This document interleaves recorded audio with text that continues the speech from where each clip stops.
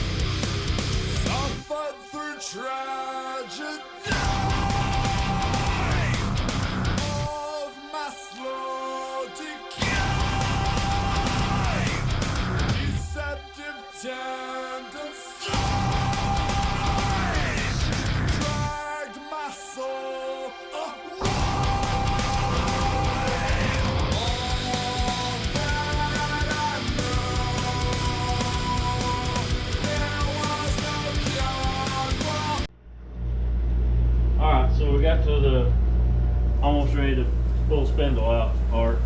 Got my jack under here so my spring don't kick out. I'm no mechanic, but I have done a whole lot of spindle swaps, and never in my life have I seen such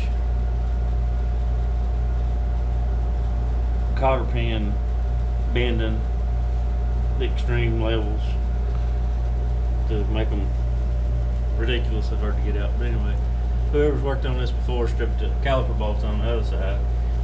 They got a fondness for cotter pin kinking. I don't know, everybody's different, but getting ready to go back to a little time lapse, and I'm moving a little slow, but I'm gonna knock her out here in a minute. See you.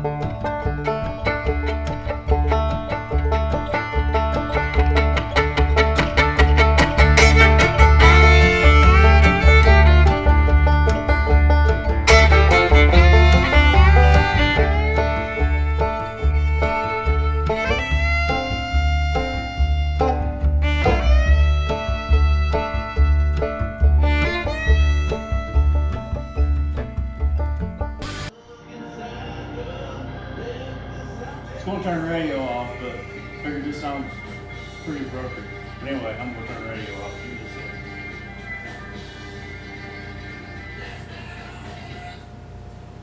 Alright, the driver's side, don't have a caliper on because we had a bolt issue, but we're fixing to experience the most satisfying part of any spindle installation.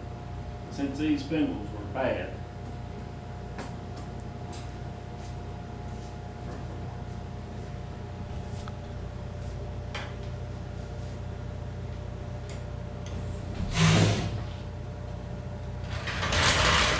I hope I can tell the difference.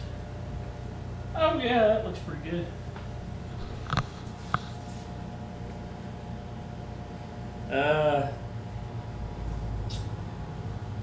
Since we got the gist of what the front looks like, we'll be back with you in a few after I take this wheel off and fix the brakes and get her where we can get after the back. Pretty satisfied though. 3-inch drop spindles for a C10, as long as you measure your rotor, which is 1.25 on these, works fine. You have to grind it, you know. Thank you. So this is our 1979 Chevy van that my brother has affectionately named Cousin Eddie. I think it's fitting. I believe it's got original paint on it. It's super solid. We drove 3 hours home. I put the donor, the community rally set on it, 7s and 8s. Put 3-inch drop spindles for a C10.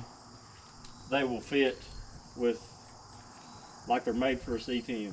There's no, even with the 15-inch fronts, I was worried about the control arm getting against the wheel. Got gobs of room. That's 3-inch on the front. The back of these things, I wanted to do it all before I told this to make sure it works, but where it's a long wheelbase fan, it's got a carrier bearing. Well, I first thought flipping it like a C10, but there's a box that the leaf spring sets in, and the eye bolt for the leaf spring is at the bottom of that box. And all you gotta do is figure out where you want to lower it to and come up above them holes and drill the holes and move the springs up. And we took it out today and hit 75 miles an hour in it. No pinion angle vibration, even though the pinion angle don't look right by eye.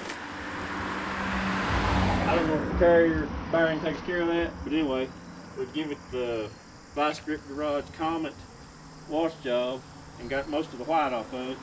Still a little bit we need to scrub out. It's 350 with the rebuilt water jet on it. The motor's got just a little tick in it that I can't figure out what it is. And since you can't get the driver's side valve cover off because of the air conditioning pump,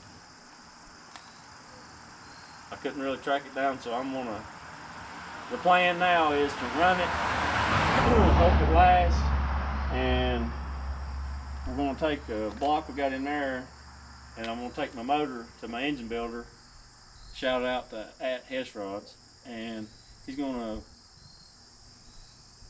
port some just cast iron heads, and we're going to put a 262 comp cam in because we won't try that grind out, and stick it in here when this gets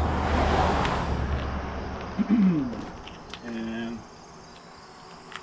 give you a little shot of the, it's worth seeing the plat on the inside. So.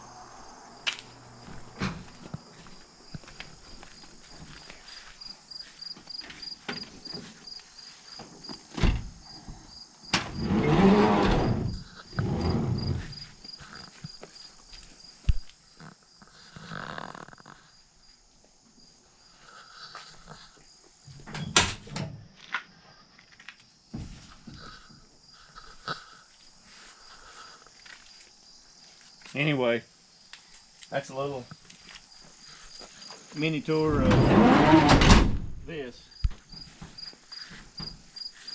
and